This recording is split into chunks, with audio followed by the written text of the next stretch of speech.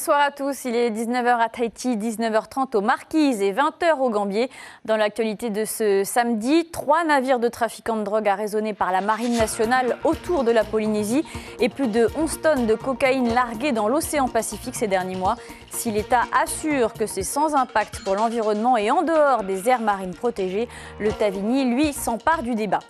À Paea, après le blocage des camions de la commune cette semaine venus jeter les déchets verts au fond de la vallée de Orofero, un conseil municipal extraordinaire a décidé de tout suspendre. Plus aucun camion ne passera avant les élections municipales. La journée internationale de la langue maternelle, c'est aujourd'hui. Elle vise à promouvoir la diversité linguistique et le multilinguisme à travers le monde. En Polynésie, 7 langues vernaculaires coexistent, mais leurs locuteurs sont de moins en moins nombreux. Le Salon international de l'agriculture ouvre ses portes à Paris avec les Outre-mer et la Polynésie, mais sans les bovins en raison de la crise de la dermatose. Qu'à cela ne tienne, vanille, rhum et perles sont bien en place. En ligne avec nous ce soir depuis Paris, Marc Fabresse de la Chambre d'agriculture. Il nous dira pourquoi ce rendez-vous est si important pour le secteur primaire polynésien. Touche à tout, Ilvani, ça vous dit forcément quelque chose. Un samedi de musique avec Ndi Tupaya. Dans notre rubrique Les Honorahua ce soir, il nous fera redécouvrir l'instru de ses plus grands succès, fraîchement remasterisés, mais aussi ses dernières compositions. Voilà pour les titres. Merci d'être avec nous ce soir. C'est sans doute le largage de trop pour le Tavini Huiratira.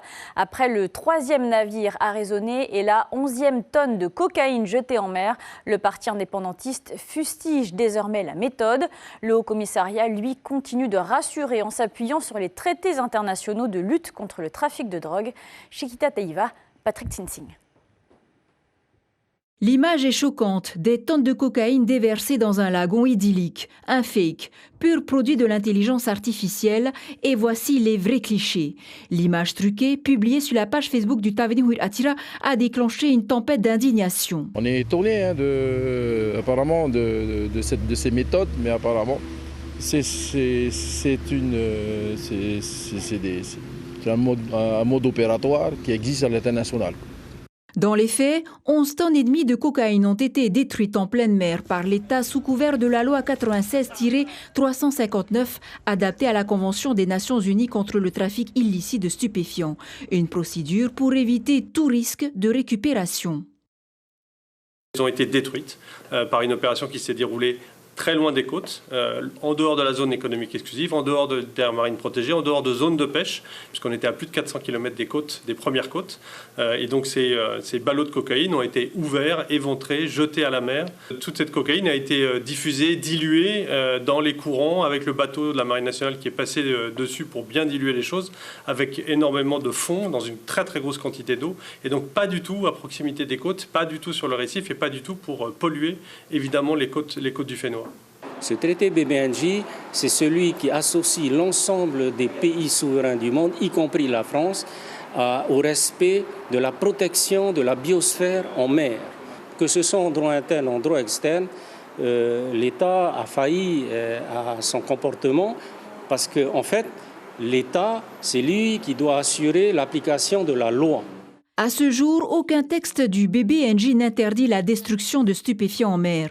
Aucune inquiétude dans le Pacifique. Selon une étude, c'est au Brésil que 13 requins ont été testés positifs à la cocaïne. Les concentrations provenaient principalement des eaux usées urbaines, mais pas d'un déversement massif ponctuel en haute mer. C'est une autre inquiétude pour l'environnement, cette fois du côté de Paea. Nous vous l'annoncions mardi dernier lorsque des camions de la commune venus déposer leurs déchets verts ont été bloqués par des habitants de la vallée de Orofero.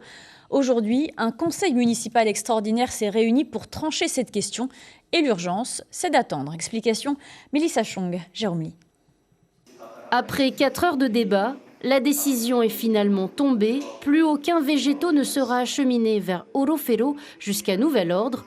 Pour Lucien Toupéa, responsable voirie et propreté à la commune de Paea, cette décision ne fait que repousser le problème à la prochaine équipe municipale. Le conseil a pris une décision de terminer les 3 autres secteurs qui restent à collecter et puis de suspendre en attendant le broyeur et de voir comment vraiment on peut reprendre le ramassage. C'est vraiment une contrainte parce qu'actuellement, le seul site qu'on a prévu, c'était Orofero pour les déchets verts. Et on était obligé de débarrasser Tiapa immédiatement aussi. Lors de ce conseil municipal extraordinaire, une vingtaine d'habitants se sont déplacés pour assister au débat. En quelques chiffres, chaque mois, la commune de Paea produit environ 17 000 mètres cubes de déchets verts. Pour moi, il faut que ça profite à l'agriculture du pays, au jardin des familles du pays. Et petit à petit, c'est ce qui va se faire forcément, puisque c'est la logique. Donc voilà, ce n'est pas une question véritablement de lieu à traiter.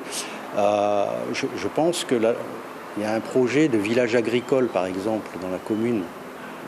Par exemple, ça peut être un exemple de lieu cohérent pour accueillir des déchets verts. Pour certains, ces déchets représentent une véritable ressource utile pour nourrir la terre et fertiliser les sols. Il y en a qui sont contre, mais moi je ne suis pas contre ce projet-là.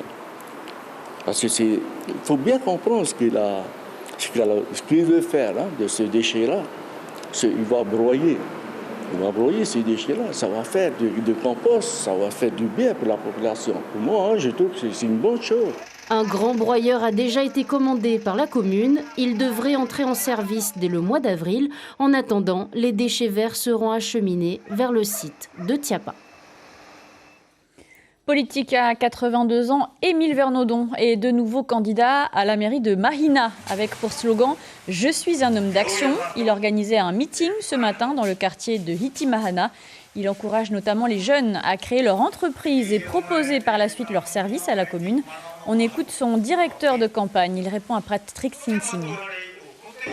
Il parle beaucoup d'action par rapport à la jeunesse, aux associations et aux jeunes de Garbas.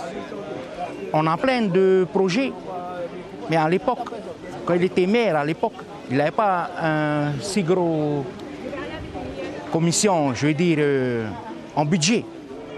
Là, cette année 2025, on avait un budget de 4 320 millions. Pourquoi pas cette année, on peut faire quelque chose, des gros projets. Nous, c'est plutôt les petits projets d'association, des travaux, des petits trucs qu'on peut prendre des sociétés de Mahina qui peuvent faire au lieu de prendre des grandes entreprises d'en dehors. Émile Vernaudon fera partie des candidats à la mairie de Mahina, invités pour le débat en direct sur notre antenne mardi prochain. Direction Paris, à présent, où le Salon de l'agriculture a été inauguré par le président de la République ce samedi matin.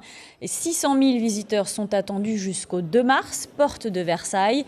27 exposants polynésiens sont présents sur le village du Pacifique, où le président de la République est passé, comme vous le voyez sur ces images. Et nous sommes en direct avec Marc Fabrès, directeur de la Chambre de l'agriculture et de la pêche lagonaire qui est à Paris. Bonsoir.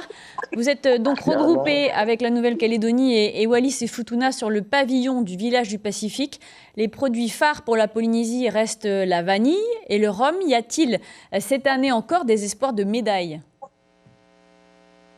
Oui, on a de grands espoirs de médailles sur la vanille, évidemment, grâce à sa catégorie Tyson 6, dont on est quasiment les seuls à produire ce type de vanille. Et sur le rhum, je pense qu'il y a également quelques espoirs de médailles, puisqu'on a postulé dans pas mal de catégories. Et chaque année, on arrive toujours à avoir quelques médailles, même si la concurrence est rude. La valorisation et la transformation des produits locaux sont particulièrement mises en avant. Quels produits transformés, par exemple, les visiteurs peuvent-ils retrouver ? Alors, on a une assez grande diversité. En fait, on va retrouver tout ce qui est cosmétique, évidemment, avec le monoeil, les huiles essentielles, les baumes. On a aussi un peu de pâtisserie cette année. Il y a une exposante qui fait des cannelés, par exemple, au rhum et à la vanille de Polynésie. Donc, voilà, on retrouve un peu vraiment une grosse diversité. Et ensuite, on a bien sûr l'artisanat qui est venu en force grâce au partenariat du service de l'artisanat, où on a beaucoup de vanneries, de coquillages, de produits à base de matières premières locales. Et ça nous fait un stand très diversifié et très intéressant pour les visiteurs. Est-ce que ce sont des produits difficiles à vendre à des consommateurs parisiens ?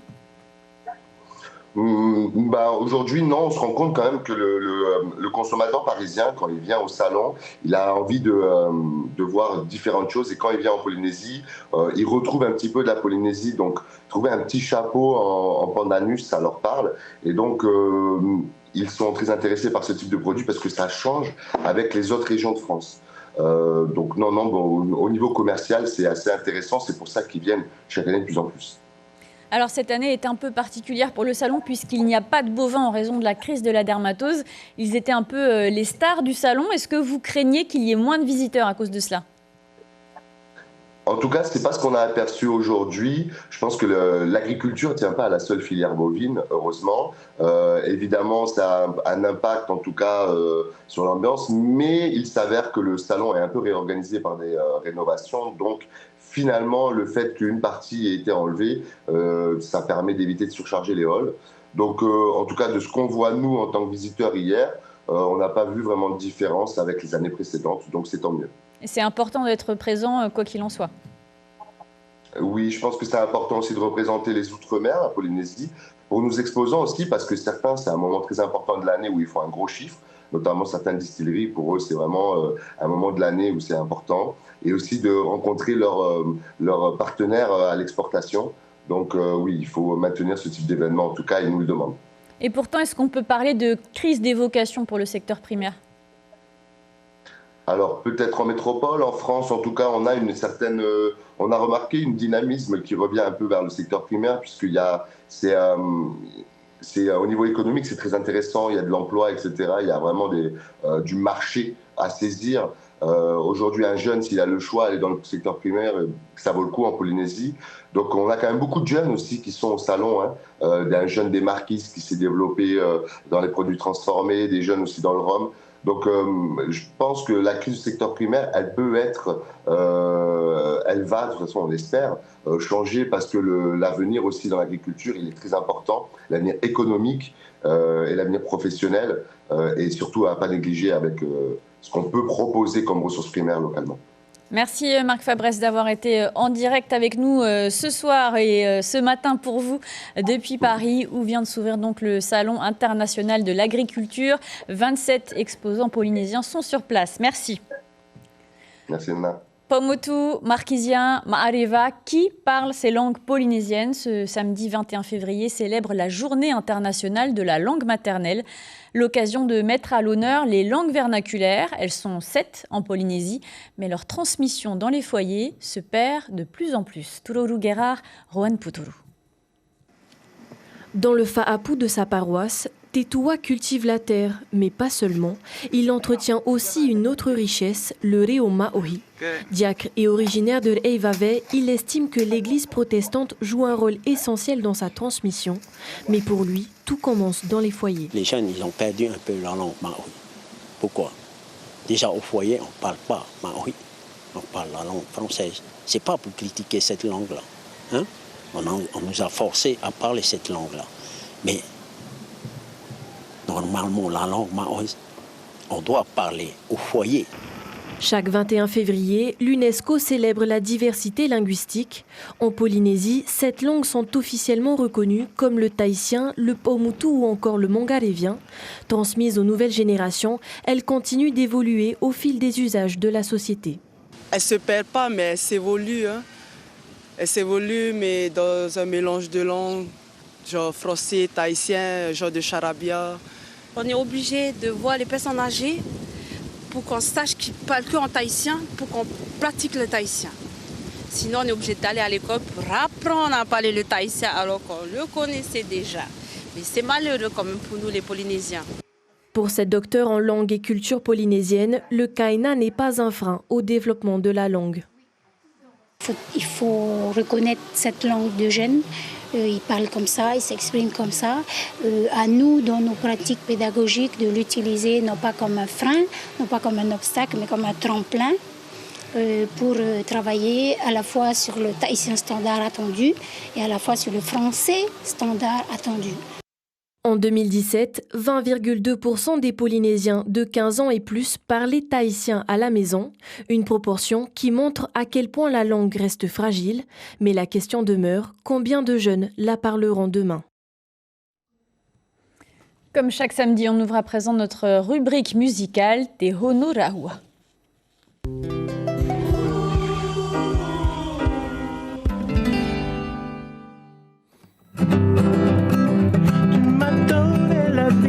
La couleur du bonheur, toujours tu me souris et fais chanter nos cœurs, oiseaux de paradis, mon île la papaya, papaya, papaya.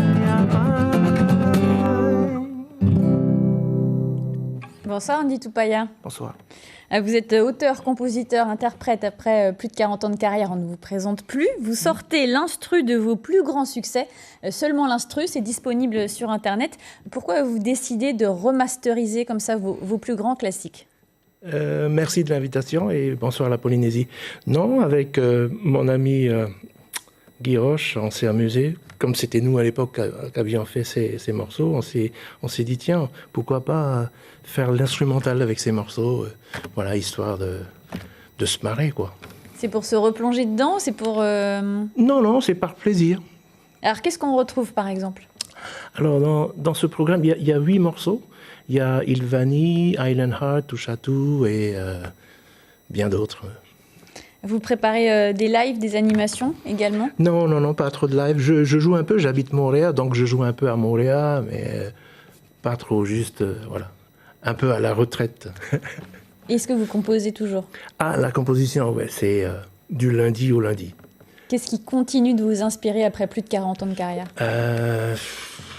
C'est la vie, en fait, tout court. C'est tout simplement les choses de la vie. Voilà, et la musique, ça m'inspire, en fait. Vous disiez que vous n'aimiez pas faire des chansons tristes. Est-ce que c'est toujours le cas ? Est-ce que c'est toujours le cas ? Non, j'aime bien faire des chansons un peu rythmées, on va dire dans le médium tempo. Mais de temps en temps, je sors une chanson comme Yawa Yahweh, par exemple. Mais c'est pas vraiment mon truc. Mais bon, voilà. Est-ce qu'il y a un artiste avec qui vous aimeriez bien collaborer ? John Gabilou, par exemple. L'invitation est lancée. Ouais, voilà. Merci Andy Tupaya. On vous retrouve à la fin de ce journal pour écouter justement une de vos compositions, Morning in Tahiti, en intégralité. Voilà. Merci. Et c'est ainsi que se referme notre rubrique musicale Te Honoraua.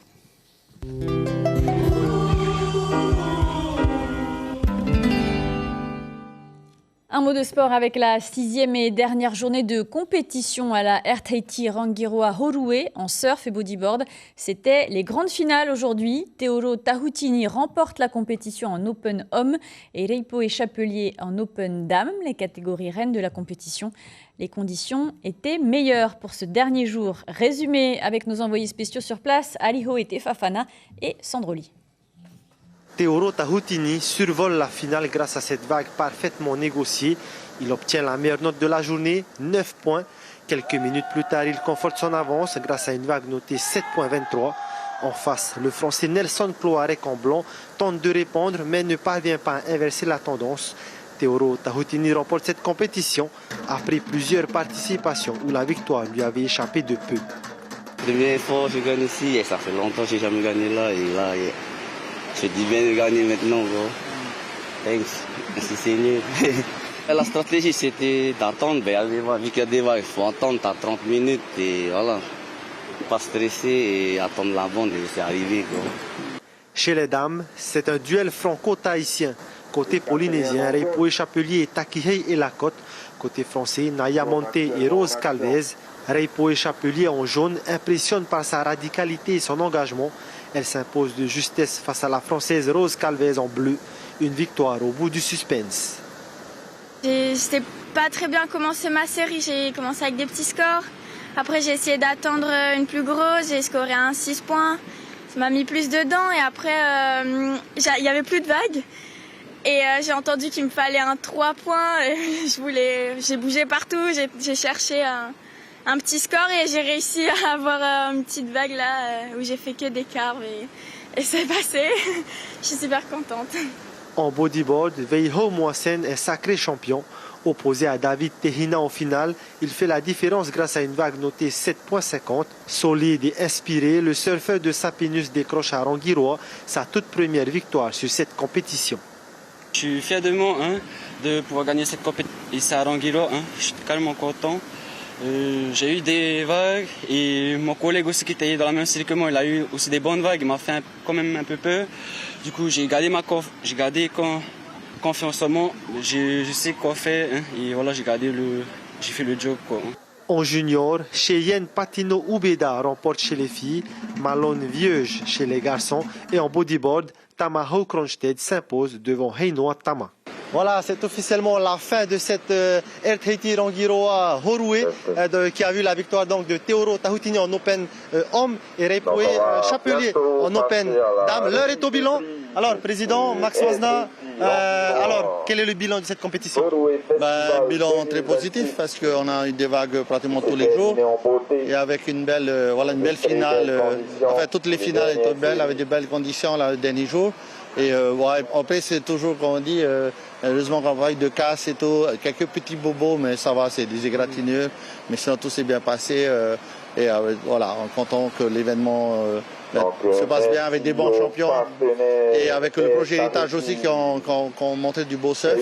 Et d'ailleurs, les coachs aussi, les coachs français et les coachs tahitiens. Donc, c'est très bien. On voit que la fédération est dans une bonne dynamique. C'était ça aussi l'objectif? Oui, c'est l'objectif de rester dans cette dynamique. Depuis là, en plus avec notre champion olympique, ça de garder cette dynamique et pousser encore plus nos jeunes à aller vers le plus haut possible pour pouvoir continuer à être des champions dans le monde entier et olympique, mais aussi à Rangiroa, pousser les jeunes de Rangiroa, le surf, le bodyboard aussi. Et nos jeunes, on voit que nos jeunes sont super doués et on a des super vagues. Donc Marout et à toi aussi. Donc voilà, une très belle compétition. Félicitations à tous les riders. On se voit l'année prochaine. Le rendez-vous est pris. Toujours en sport, le jeune Kalani Helm vient de remporter les championnats d'Océanie de BMX en Australie à peine 10 ans. C'est son deuxième titre de champion d'Océanie. Les détails à lire sur notre site internet. Avant de refermer cette édition, je vous en rappelle l'un des principaux titres. Le Tavini s'indigne après le 3e navire étranger arraisonné et les 11 tonnes et demie de cocaïne déversées dans l'océan Pacifique. Les autorités de l'État rappellent de leur côté que le traité international en matière de lutte contre le trafic de drogue est respecté et que les opérations se déroulent en dehors des eaux polynésiennes. À suivre, le feuilleton L'amour de ma vie, puis la série Prodigal Son. On se quitte en musique avec Morning in Tahiti d'Andy Tupaya. Très belle soirée sur la première, à demain.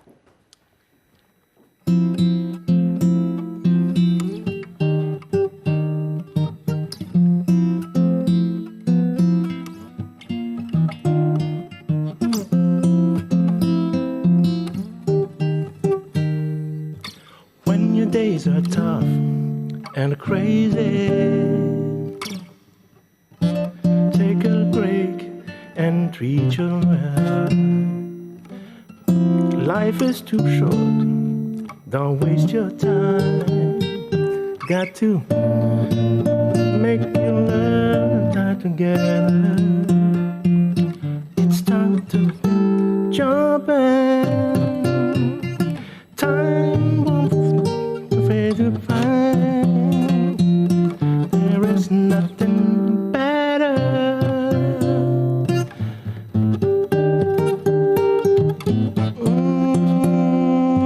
Morning in Tahiti, in the blue Pacific, and I should stay with you. We'll never turn the pine. With you. Morning in Tahiti, in the blue Pacific, but never to you. We're never gonna find down here in paradise.